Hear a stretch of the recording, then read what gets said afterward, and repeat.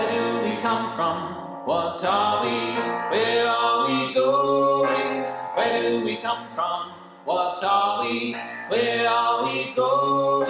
Hello, and welcome to Just Breathe, a podcast about Unitarian Universalist religious education for anyone curious to learn more about Unitarian Universalism. I am Ember Oak Kelly. I use she and her pronouns. Our podcast is also available in video format on YouTube, so we practice inclusivity by sharing a visual description. I'm a white trans woman with glasses and shoulder-length brown graying hair, wearing a green dress with a black and gold gradient background that also features the logo for Just Breathe Season 5 in the corner. In this episode, I am so excited to be joined by Kitty Kalebarn and Lenore Bajare-Dukes to explore the canyons of deeper sharing, where we practice vulnerability in sharing and receiving the gifts of community, whether that is sharing about our life experiences or the challenges we're grappling with, or maybe making some meaning together, sharing stories, and sharing those moments of awe and wonder. Kitty and Lenore, so our listeners can get to know you better, could you tell us about who you are, pronouns as well as the visual description, and maybe any positions you may hold or your relationship with Unitarian Universalism? Kitty, do you want to go ahead and start us out? Yeah. Hi. It's good to be with you both. I'm Kitty. I like people to use my name as a pronoun. I am fair-skinned with brown hair and rainbow glasses. I'm wearing a squiggly pink and red top with a squirrel and birds on a green cardigan.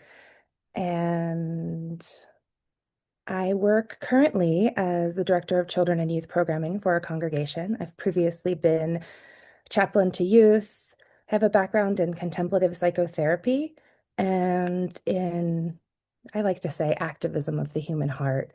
My name is Lenore Bajare-Dukes, and my pronouns are she and her. And I am a white woman with long brown hair in front of a background with daisies created by Chelsea Krafka with a UU logo on it. And I'm wearing a polka dot rainbow dress, perhaps to inadvertently match Kitty's glasses. And I currently serve in your Unitarian Universalist Association in the Central East region. I've also held a position as a lifespan religious educator in a mid-sized congregation in Pennsylvania. And I come sort of meandering to this work through the field of conflict transformation and international peace building. And I think I'll be speaking a lot more about my personal spiritual practice of playback theater and passion for eliciting stories and building community through storytelling and experience and movement. So I think that's it for now, and we may reveal more as we go. You might not have caught that I just made an enthusiastic, silent clapping because playback is in my background too. So that's really fun.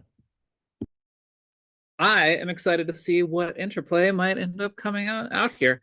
It's going to be so great, and it's spectacular to have both of you here. This season, we have been guided by the framework of the community building map of deeper joy, as well as whole church religious education. We have episode links for the podcast in the podcast description that will help you dive into both of those topics if you're interested in learning more. We don't rush towards the canyons of deeper sharing. Instead, it is a place where we arrive after trust has been built, after relationships have been formed, after we've practiced showing up for one another with care and with healing. In the canyons, we engage vulnerably in the safe context that our work in building community has created, so we can begin to have the deeper sharing of our stories, of our questions, our identities, our awe, our struggles, our gifts. And we importantly do this always within the context of community and being held and cared for by community. To get to know our guests a little bit better, I would love to hear about a moment when deeper sharing in a community has felt transformative for you. Sure, I have a story ready to hand. I feel like most of my moments that are transformative in my life happened in community in some way, because perhaps that's just how I process thought, or perhaps that's sort of a an inherent theological commitment that I have to transformation and community. I don't know, but um, I was thinking about one moment in particular when I had just moved to Pennsylvania from another community in Virginia, and I had been participating in a playback theater company for a couple of months only, and I had been learning to trust the people there, but I had also really trusted the practice, this particular improvisational theater practice where stories come from the audience or the people who are listening and watching, and then they get played back by actors and movement and song and ritual and things like that. Um, and so we had already had a couple of months of getting to know each other, and this troupe was clearly very comfortable with each other. They were already a community that were comfortable with each other, but I was new. I had been going through something pretty difficult. I had an illness that was unexpected. I was carrying a baby during that illness, and I had a big commitment that I was not sure I was going to be able to follow through with. And I had been carrying that kind of alone because I just moved. And I decided in the container of playback theater, when it came, we were taking turns standing in a circle, checking in. And they asked me to share my story, and I shared it. And three people reflected it back to me through a metaphor. And I will remember the thing that the woman in the center of that sculpture of people said about my story for the rest of my life. Like she took what I shared and found something really deep within it and reflected it back to me in a way that didn't erase the uncertainty I was feeling, but also captured the hope that I had underneath it and like something about who I was. And it was just such a gift. And it helped me think differently about the experience I was going through. So I'll remember that for a while. Kitty, what about you? What comes up? I love that so much. For me, I couldn't, when I first thought of this, couldn't anchor on to any like moment, but I just wrapped up 3 years of facilitating a small group with almost the same 9 people. And it was part of, I'm an adjunct faculty at Naropa University where I got my degree in Buddhist psychology. And the transformation over time, I think, the deep sharing that occurred that sort of, I was imagining recently, like the canyons as like whittled down over time by water, right? It's not, they don't just appear out of nowhere. Like, and there's this like, even in the very beginning, little seeds that grew the depth so that by the end, that relationship was completely different. I could just, and I didn't, it was, something that I experienced over the course of 3 years and wasn't apparent at every step, but then looking back at the end was incredible. I love that imagery of thinking about the canyons as being whittled down by water. That's a unique way in thinking about how we slowly build this deeper sharing. In that same canyon mindset, let's journey into the canyons together via a little role playing in the spirit of our Journeys of Deeper Joy role playing game curriculum. Let's step into the canyons of deeper sharing, where we notice that the canyon walls seem to be lined with crystals. They form whenever someone shares deeply into their gathered community. Each one glows differently depending on how that sharing happened. You realize that amongst these crystals are stories that are connected to the story of your community. And as you move through the canyon, you notice a crystal that feels especially alive to you. So what is it like to be near that crystal, the story of that crystal? What does it look like? And what do you sense about the way the community received what was shared? And this can be as creative or as literal as you like. So I have a feeling maybe the two of you are a little bit more creative spirits, but maybe you want to take it very literally. So I'll let you.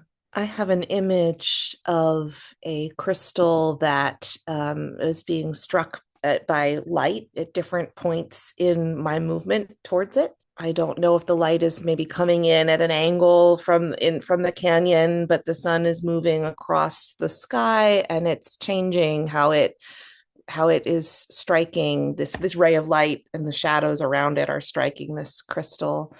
And maybe I move towards it because it is caught by a flash of light right then.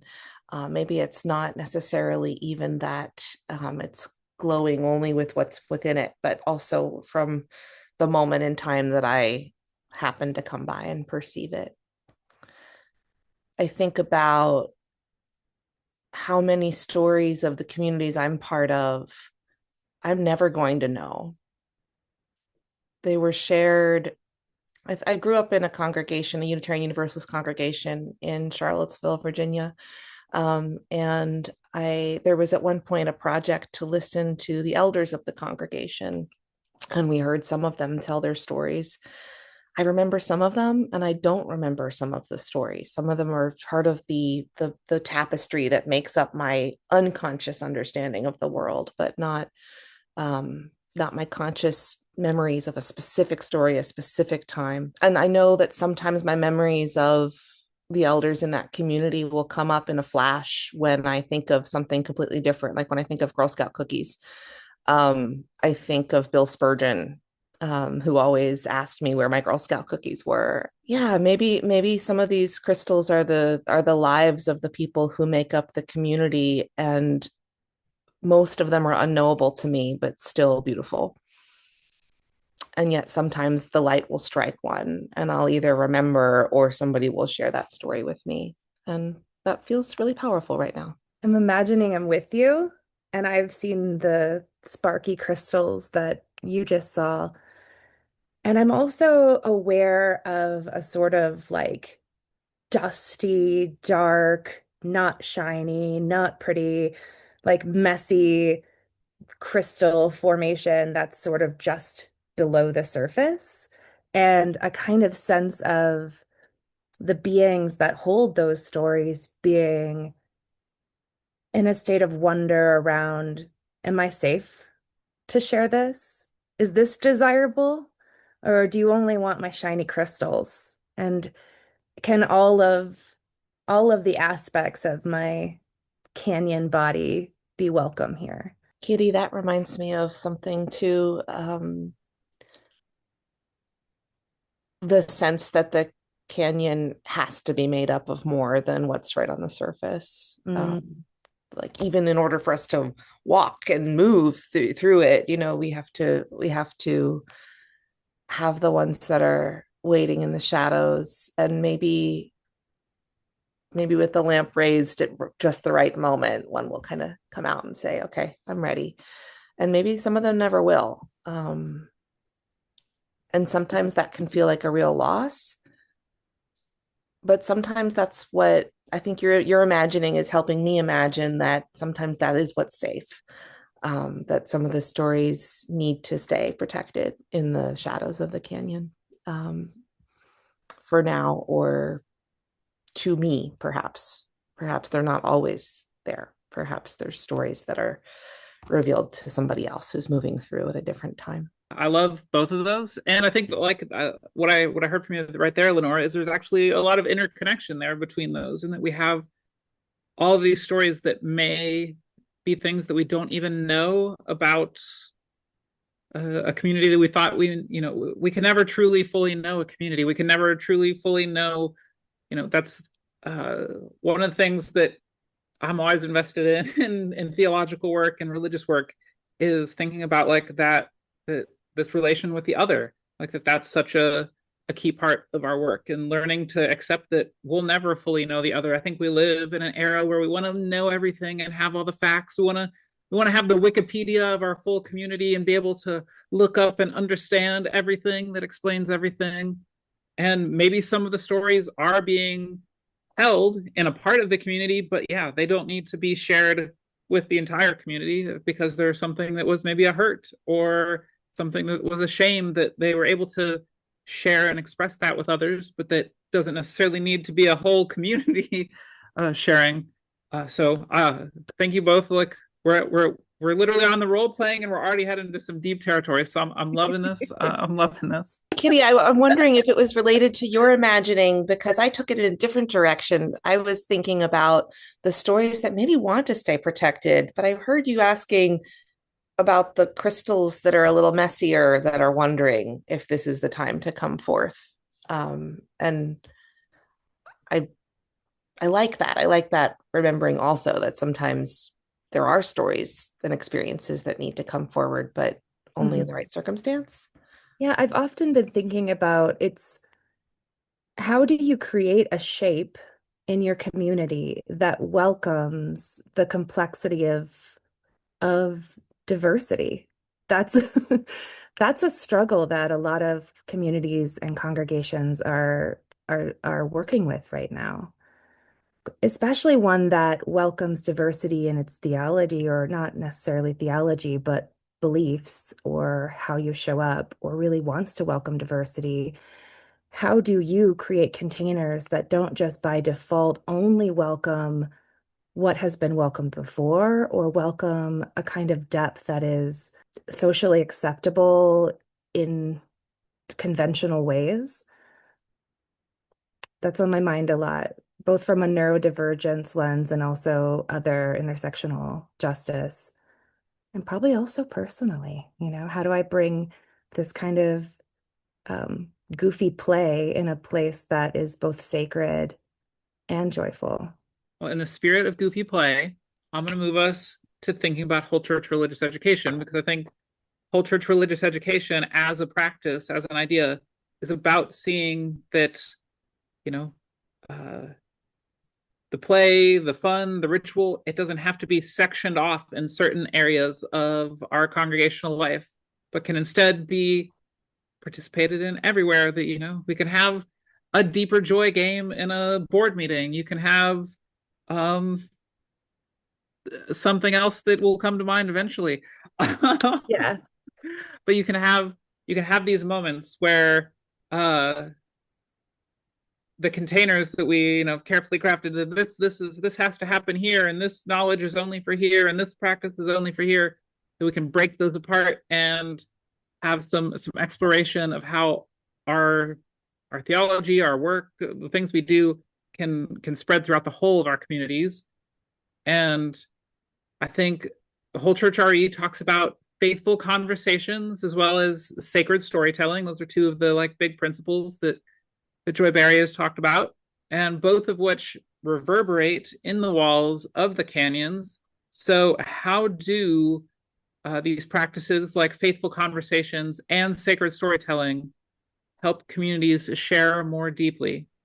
Okay, pretend I haven't listened to the other podcasts and I'm just listening for the first time today, and I don't know what faithful conversations or sacred storytelling are. Would one of you tell me about them? I can tell you about them. I had some exciting conversation with Joy Barry in helping shape some of these aspects of whole church RE. And shout out to Elizabeth Gowron, who designed the images and icons for both faithful conversations and sacred storytelling, which are some of the practices. I think of these elements of whole church RE as some of the practices of human community faithful life, like the fruits of the spirit, or the practices of human community building, depending on what theological angle you want to take on doing this. But that make up wholeness in community life. And for so often and for so long, much of Unitarian Universalist imagination of space has prioritized verbal sharing of intellectual thought. Mm-hmm. That comes in the form of a sermon, or perhaps a lecture, or in the form of a congregational meeting. Maybe it's a report, a written report. In our understandings of what makes up whole human community, or even ecological community, we know that there are multiple senses that we can engage in knowing things, and weaving connections between us, and there are multiple practices. And so these practices of sacred storytelling might include the thing I was talking about at the beginning of my story in my playback theater troupe, when I was sharing my story of vulnerability with these people I was getting to know.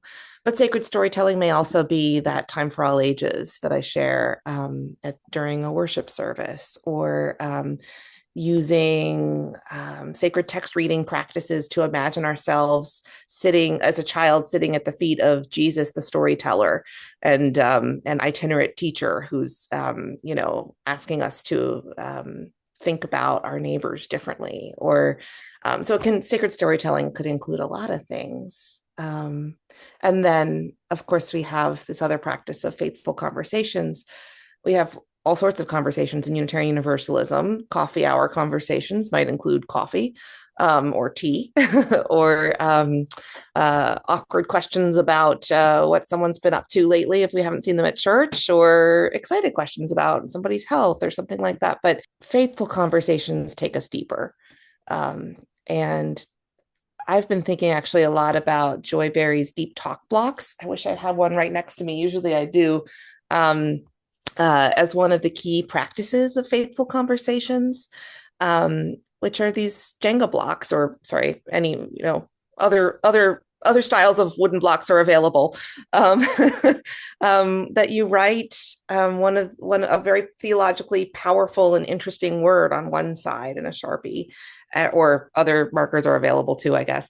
And then the other side has something that is in tension with that concept, such as grief and change, or love and fear, or something like that. And you can have these blocks in a pile, and somebody can pick one out that seems to articulate where they're at a certain time, and then share what's on their heart. And that's very different than a written report or even a really amazing sermon. Ooh, this is a topic I think about all the time. And not specifically those practices, but how does the shape that we make as a community contribute to our ability to develop belonging and deep community? And I started to notice recently in congregations, there's a tendency, kind of what you're saying, that tendency towards intellectual, and that's great. We need that. Don't throw that out. And it tends to be a sort of largely one directional energy flow. So I'm putting my hands at myself and then pointing out with my fingers. And then I've been imagining, what does it look like to create more spaces that are more circular? So there's energy flow this way between all of the people. And then in a large room, there's more of this back and forth. And I'm actually seeing more of that trend happening in UU, like at GA or the UU Ministers Institute. There's a lot more play in energy flow. And so when we're talking about the canes of deeper sharing, that's more of those circular or connections between people, deeper connections. And I had an experience where there's a lot of energy to get the children and youth into the sanctuary to be present, and a lot of resistance from children, youth, and families, and a lot of desire from congregants to see the children. The need being for families to feel deeply known, not just seen, but deeply known and understood in community, because they come to create that sense of belonging and depth of community. They don't come to just get a good talk to take home. They can do that on YouTube whenever they like. But where else in the world is there a possibility for depth of intergenerational community? And so how are we creating these structural spaces and places for those relationships to develop in a deeper way? It's more than just something that can happen in 2 seconds in a time for all ages or in a small interaction in a worship service. It's something that has to be built in more deeply. I wonder if you all have thoughts about that. I do. I'm going back to that image I shared at the beginning of knowing the elders in my UU congregation growing up. And I'll go back to this idea. So there was this wonderful older man. I thought he was older. He probably was in his mid 50s actually when I first knew him as a young kid. And my nickname was Noni growing up. So and I was a Girl Scout. And he would I would be allowed by the congregation to sell Girl Scout cookies in the social hall. And I promise this is going somewhere. He would say, Noni, where are my Girl Scout cookies? Like every time he saw me, including like on the off season of Girl Scout cookies. And I understood it at the time as his way of like naming me. Like he would say Noni, right? He wouldn't just be like, there's this kid here. And then he would call forth something that he knew about our relatedness and something about me. And he would like call that, and he had a bit of a booming presence. So he would call it, audibly into the social hall space. And that was a relatively superficial seeming way of knowing and being known. But I went to his memorial service when I was an adult, and when I shared afterwards, like how this made me feel belonging and connected and known in community and loving him, even though I didn't know much about him. But he also wove it into a sketch about all the youth of the congregation, like where they would be, in 20 years. And there were all these different portraits. It wasn't just me. And I think about how small moments of knowing and being known actually make space then later as you grow over time for a more profound sense of belonging to community. And that doesn't happen right away. That doesn't have to happen with like the most intentional, deep conversation ever. It can happen when there is safe intergenerational community cultivated by the people who cultivate community. And that doesn't always look like kids being kind of on display right away. It can look like people reaching out to get to know them in other spaces too. Coming to mind for me is actually thinking about some conversations I've had with Lenore in other contexts. We've talked a lot about, like Kitty, when you mentioned the like people could just do that on YouTube. If they just want knowledge, they can just watch a YouTube video. Like the reason we're showing up in a congregation is because we're looking for community. We're looking for that sense of belonging. We're looking for that. And like, so one of the things that I've brought up in conversations with Lenore, with other people is, like that's like, sure, we can do justice work. Sure, we can do learning. We can do these individual pieces. But if it isn't rooted back in that like sense of communal belonging and that communal space to, I think, with the conversations and with the storytelling, to do the meaning making practice of like of that loop of bringing it back, the praxis and theory sort of loop, the doing something and then thinking about how it went, like that's a loop that we can have in community and in that meaning making that we can't have just by watching a YouTube video and leaving a comment. It's not quite the same. That being said, leave a comment and like our video. But yeah, so like if we can't have that deeper sharing of thoughts and ideas and offering feedback and learning together and growing together and learning to belong together and that intergenerational learning to belong, yeah, like that's what we can offer in our spaces. Can I say something about that, Ember? Yeah. Yeah, I've struggled so much to articulate this, both in the congregation where I was serving as a religious educator and now with my UUA hat on, because on the one hand, it's so simple. It's so, so simple to know people's names and to know and be known. And what Kitty's talking about should be part of the, like to enter into a community and be known by them should be part of the fabric of human experience. But it's not, because that fabric of human experience has been deliberately and not deliberately like torn apart. And so that means that it's what seems so simple is paradoxically also very difficult, because a lot of us have never been able to practice the skills of weaving that kind of community to know and be known, and to belong and to offer belonging to others, which means that sometimes when we practice these really simple seeming techniques, we can mess up. Um, and so I struggle sometimes to tell people, like, it's so simple to get these wooden blocks together and put them in the middle of just put them in the middle of your coffee hour and see who plays. But it also takes quite a bit of skill in navigating power dynamics, in keeping intergenerational communities safer communities for kids to be in welcoming neurodivergent people and people whose ways of engaging in community aren't like immediately apparent, or readable by other people.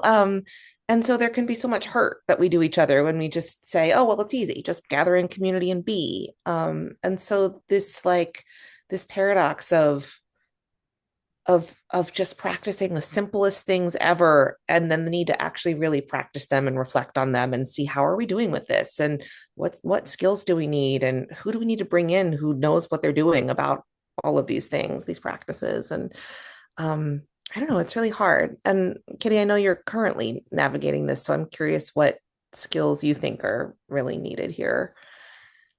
I think, the thing is not every community has someone ready to act as facilitator, but the role of a facilitator is kind of holding the greater space and helping create the container. And communities, I think, inherently go through stages of kinds of belonging. And some you may have heard of concept like pseudo community can get kind of stuck in this or have little pockets of depth. But how do they, as a larger community, get to a more full space that is inclusive and welcomes the people on the margins, in many cases in congregations? Children, youth, and families don't have the same opportunities for depth making that the older adults might have in their small groups or just in their social connections.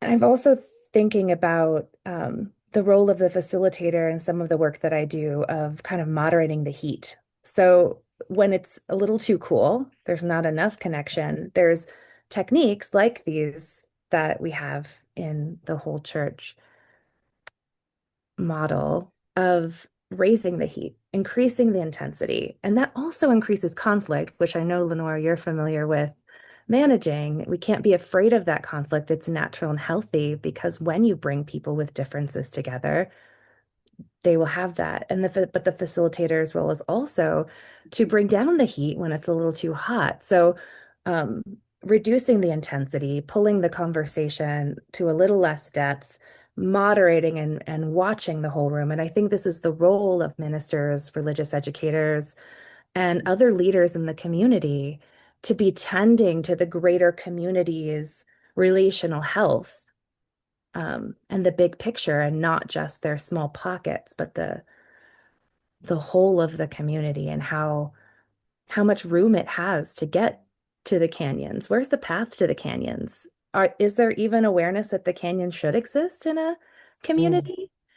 And is our path, are we aware of all the places on the map too that we can reduce the heat? And like covenantal conversations or going back to the bonding harbor. I think that's the right word, right? So, who's is there a team tending the map?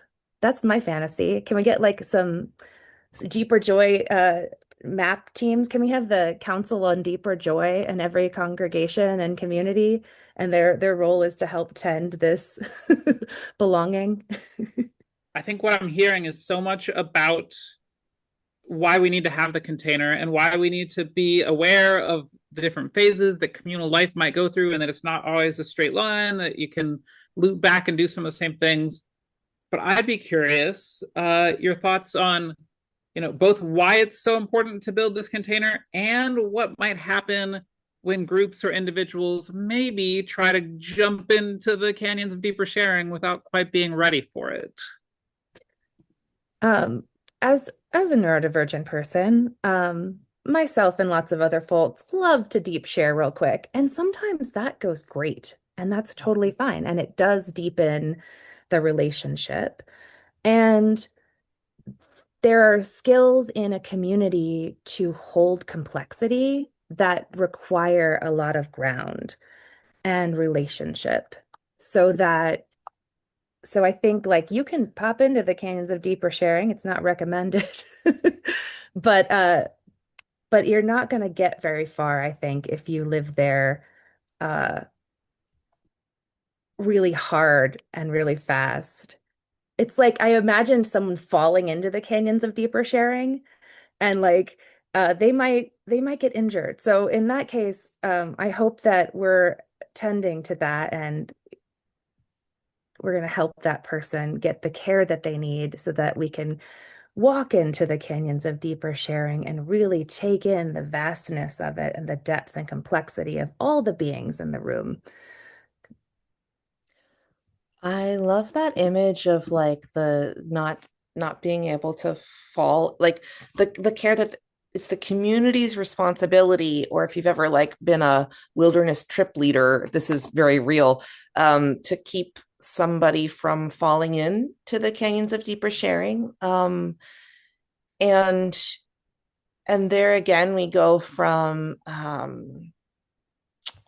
it is a valuable thing to be in the canyons of deeper sharing. It's a valuable and I think essential practice of building trusting, robust, resilient spiritual communities that are able to deliver things like mutual pastoral care, spiritual transformation. I don't see how we get to spiritual transformation and learning and deepening without the canyons of deeper sharing.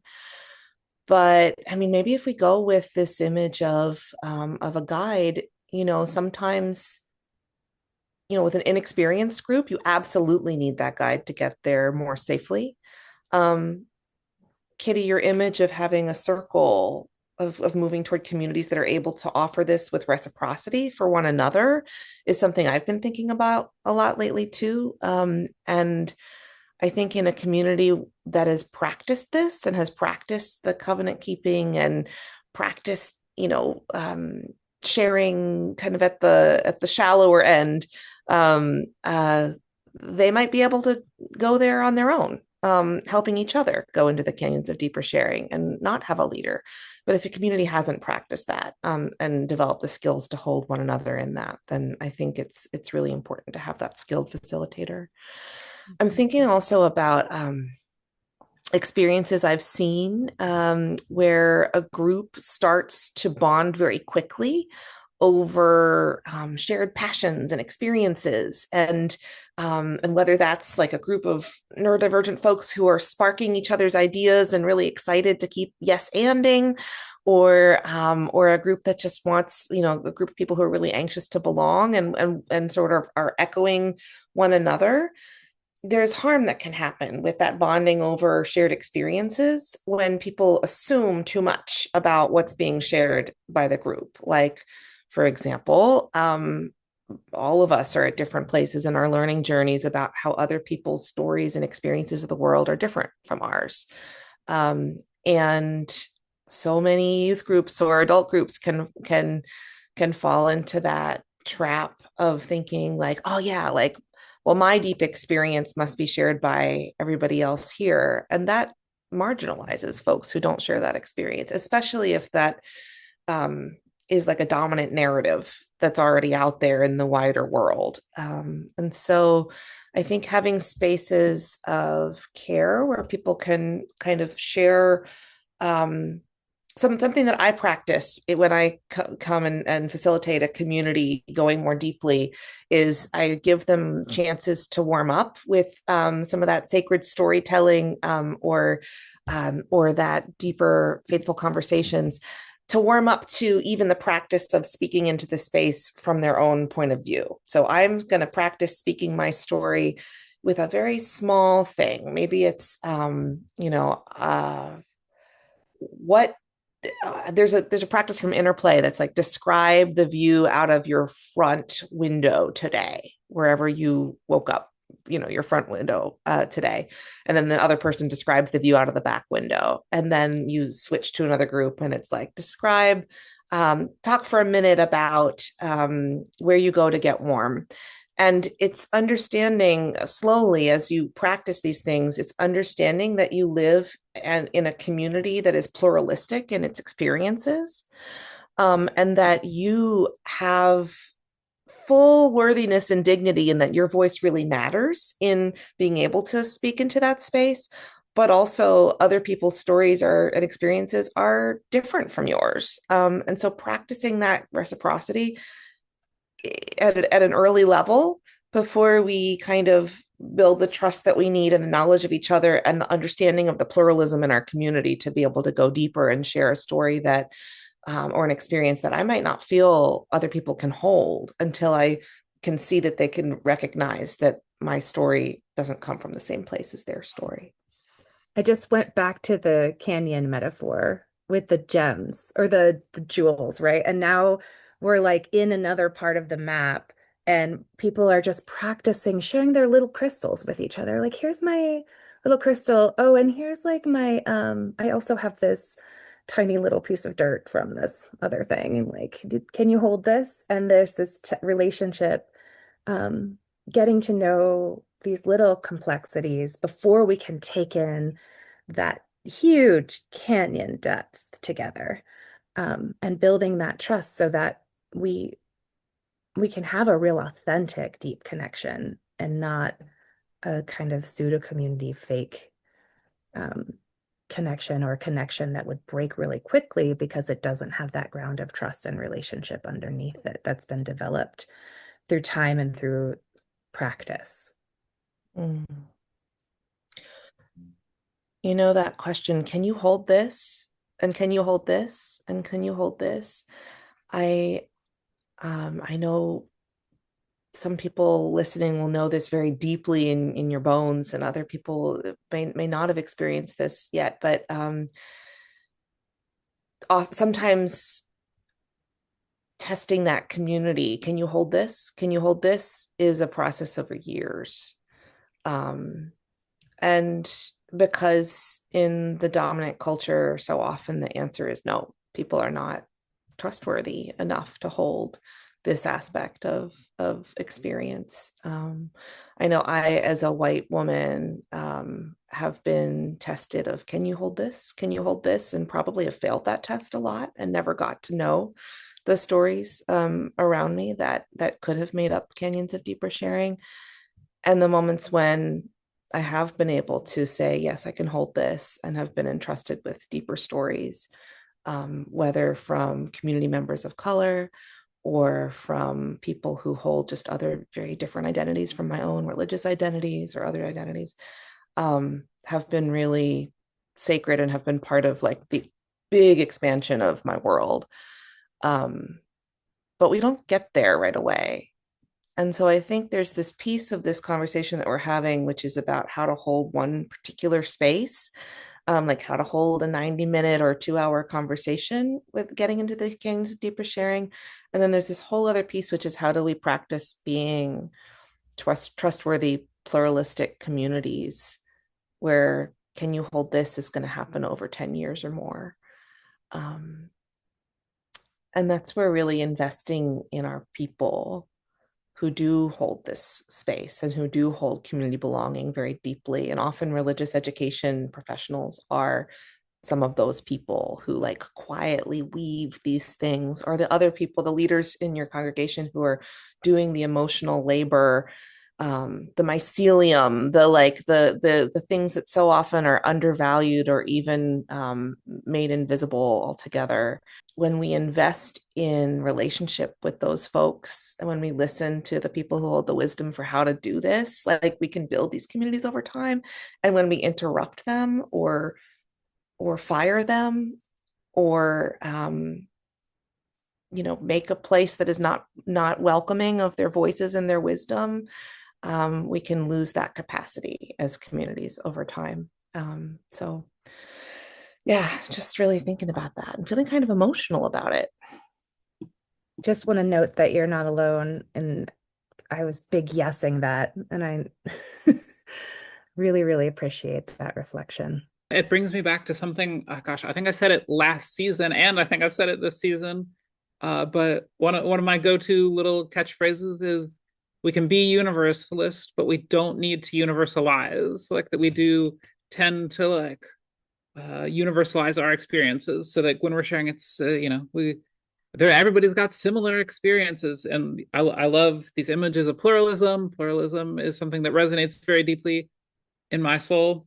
And also, Katie, I gotta when you mentioned like the neurodivergent group connecting, it made me think about how I got on Bumble BFF, and I feel like all like the four people I've really hit it off with have all been neurodivergent queers, and I'm like, okay, yeah, maybe I can make friends with some neurotypicals out there.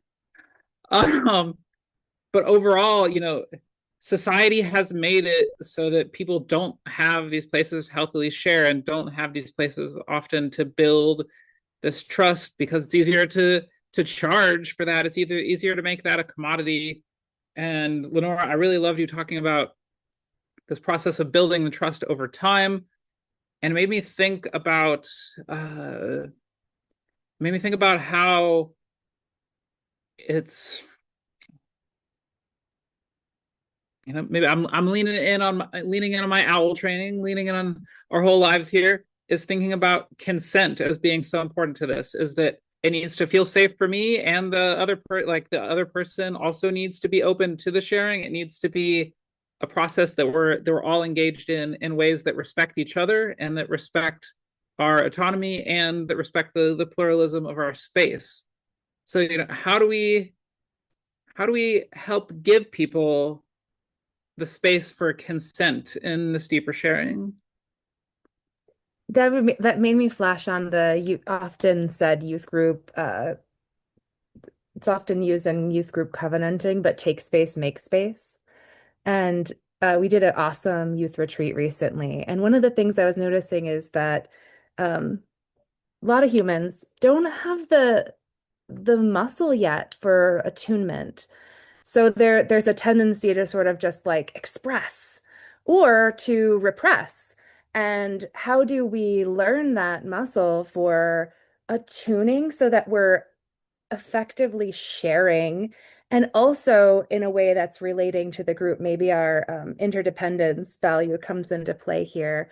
And how do we build those skills and those muscles for holding complexity and holding what I'm feeling and what that person's feeling so that I can be feeling what I'm feeling and also noticing what's around me really well and attuning. I think that might be a key there. And it is related to covenant, but it's also related to some skill building that we could use in our culture. Oof, yes. Anna Tivell has this amazing song called Two Truths, and it starts out, maybe two things can be true. And it's just this gentle proposition. And I've been thinking about playing it in more facilitation spaces. But I think one way we can build that skill is, like in the middle of a retreat or a sharing space, when we notice two things being true and that happening, we can just name it. We can be like, wow, two things seem to be true at the same time in this space. And we could even connect it to UU values or practices of pluralism if that feels appropriate. But sometimes just this gentle little drip, drip, drip of noticing of like how life works can be so good. I recently did this with a board team that gathered to share deeply from the heart about their truths. And we asked them to first practice sharing only from your story, from your truth. And then we started moving toward curiosity about other truths that might be in the space. And just one of the practices there was just saying, like, drip, drip, drip. Oh, look, there's like multiple voices here and multiple angles of view on this really complex situation. And actually, we need all of you. We need all of your perspectives here to actually come to a more complete understanding of what's going on here. So that because so often our bigger culture like pits people's truths against each other. when actually when we're trying to get to some kind of greater complexity, like we need that. Um, and that's not to say that like when there's a space of harm, like every single perspective is the same or something like that. But but it is an important muscle to practice. And I think just like we as leaders can do that so beautifully. I also want to say to Ember's point about encouraging consent in spaces of deeper sharing. Um, and Kitty, to your point about how sometimes folks can just like haven't learned not to rush in. Um, Priya Parker does such a fabulous job in one of her talks about gatherings, designing good gatherings. She's got one that is talking about how making the rules for any gathering, whether it's a birthday party or like a whole congregational gathering, making the rules explicit, especially in pluralistic spaces, is actually a way of extending welcome to folks.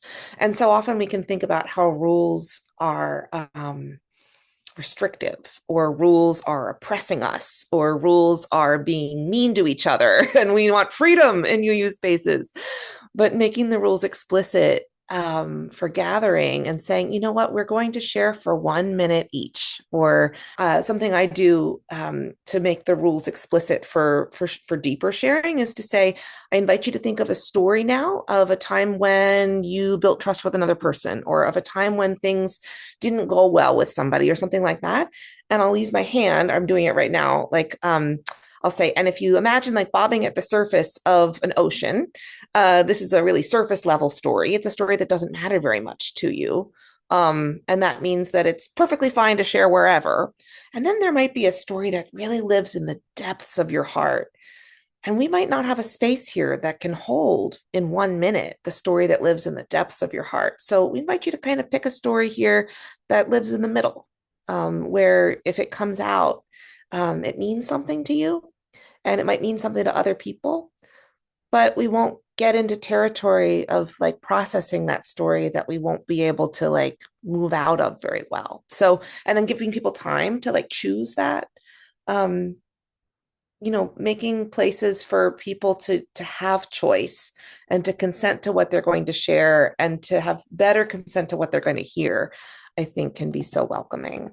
But it goes back to creating a intentional container or space or shape, whether that's the shape of the thing that you're creating, the event, or the shape of the um, how you're defining what you're doing in this space together.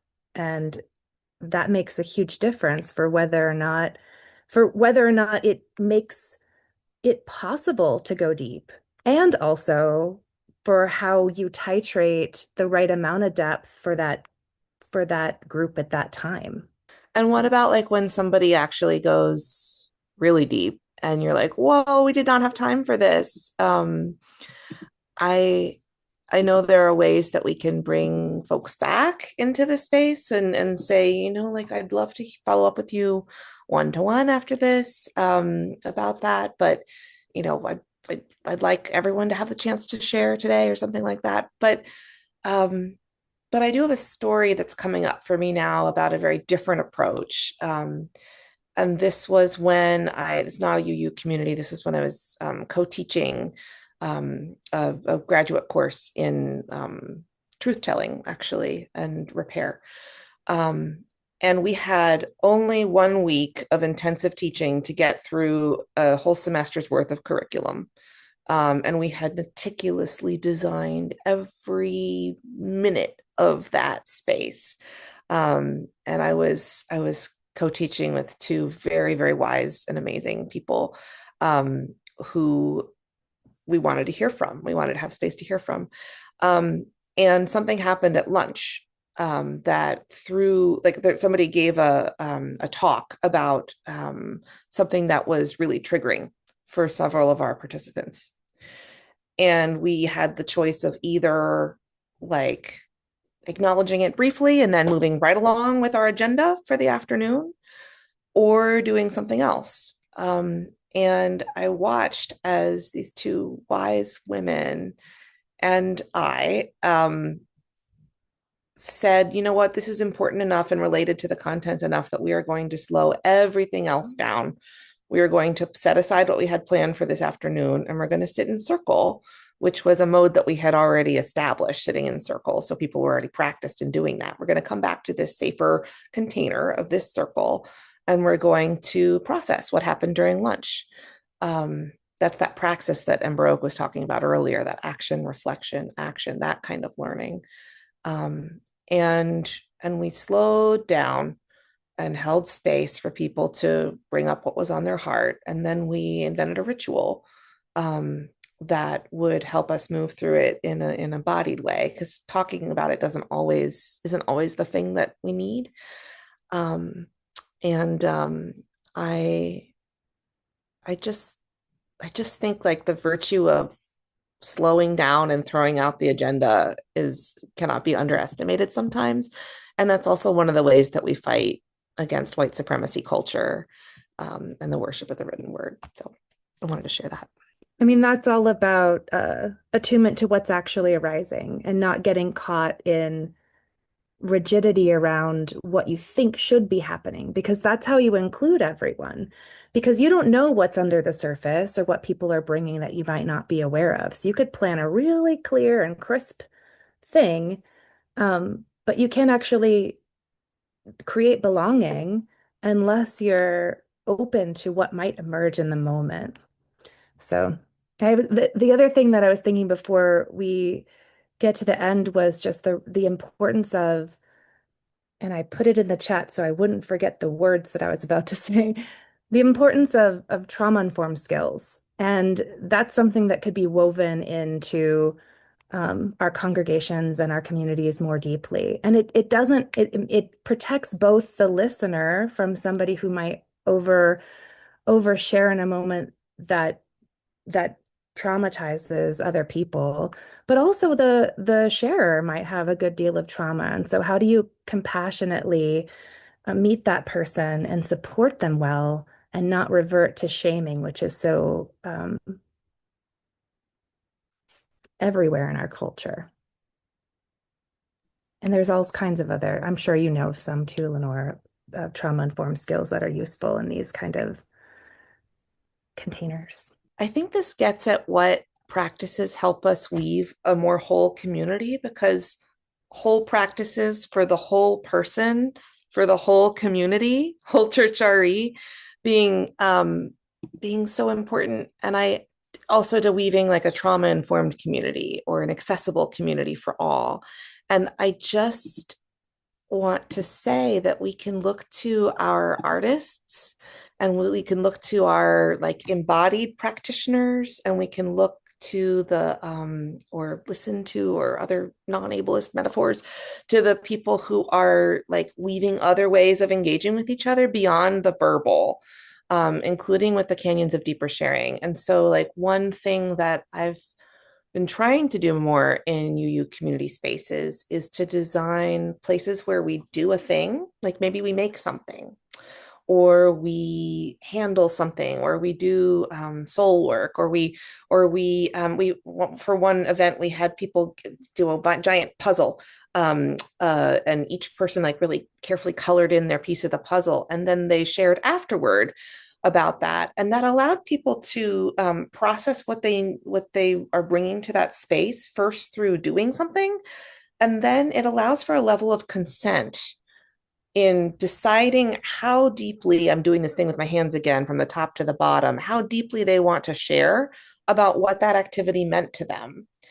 Somebody could have a very profound experience with music and then making something and then share like one or two words about that. Or somebody may be needing that verbal processing and want to share a whole lot. But something that I think we need to get us into those canyons of deeper sharing are methods beyond the verbal for being together and engaging with all of those things. And I think that weaves in so beautifully to consent. Yeah, and I'm chomping at the bit because is that an expression? It's about Yes. horses, isn't it? Because I moved from classes and age-based classes to choice-based in the children and youth program. And we offer them the chance to connect in hands, heart, or mind, recognizing that mind is a lot of what's currently happening in a lot of our worships. But the the the opportunity is that we're embodied beings who experience things not only cognitively, and especially people are learning more about different learning styles and different ways of connecting, and there's so many more ways to connect. So if we could intentionally bring engaging from a heart level, engaging from a mind level, engaging from a hands level into practice. And I've played with bringing these into the worship in different ways. So I don't just tell a story I call it the Wonder Lab moment, and I come and I bring this heart, hands, or mind modalities and try to bring them in to the space in different ways to get people some experience with that different kinds of sharing. So the deeper sharing is deeper, but it's also it's more complex. So we're holding the complexity of all of our beings. Maybe that's something. Maybe we need the canyons of greater complexity. Is the canyon it's the canyon next to the canyons of deeper sharing? Because I feel like this complexity has come up a few times. Y'all, I think we could continue this conversation for a substantially longer time, because it seems that we ourselves have dived into a canyon of deeper sharing, thinking about some really beautiful things together. And this has been really, really, oh gosh, like it's been wonderful to get to listen and hear from both of you. So do you have any, like, 60 seconds or less, any parting wisdom about maybe things that you hope people carry with them about deeper sharing in community? Any parting wisdom words? I think I've made it sound a little bit scary. And I think I just want to say it's also so, so sacred and so joyful. And we have so many resources in the fabric of human community for doing this. So look to your partners, look to your religious educators for the congregational meeting practices. Look for the playback theater troupe for the worship service. Look for your people who know what it is to sit down quietly and like stitch something to help you with this. We have so many ways of doing this and engaging with it more safely and more joyfully. And I think that even if it seems really, really simple, it's maybe the most worthwhile thing. So I hope for us that we do it. I love that. And I think also bravely creating spaces where depth is possible and considering, where is this happening? When can it happen? And can we intentionally make space for more relational depth, whatever that looks like, whether it's a specific event or workshops or opening the congregation all week long and building relationship the whole way, or just putting it in places like you've mentioned in board meetings, or adding more relational depth to your practices that you're already holding. Where can we create that, and where can we hold it with intentionalities that we're looking at the picture of it and aware of the intensity and being intentional about it. Thank you both for being here. Thank you to all of our listeners as well. A reminder that we are available on all of the major podcast streaming platforms as well as YouTube, though stay tuned in the upcoming season. Our YouTube presence is actually going to be moving to the UUA YouTube. So that's exciting stuff. Make sure to follow us on Instagram, where we are Just Breathe Pod. Don't forget the 2 U's. It's not a UU word without 2 U's in it. And spread the word about your favorite UU podcast. If Unitarian Universalism is new to you and you have somehow made it to the end of this podcast, A, I'm proud of you and thank you for listening. But B, make sure to head over to uua.org and learn a little bit more about Unitarian Universalism. We are so grateful for you joining with us for this season, with this being our finale. It's been a beautiful season with amazing guests, so much deep learning together. And we look so forward to being back together with you in season 6. So stay tuned, watch for updates, and we're excited to be with you again next season. Mystery, mystery. Life is real and mystery.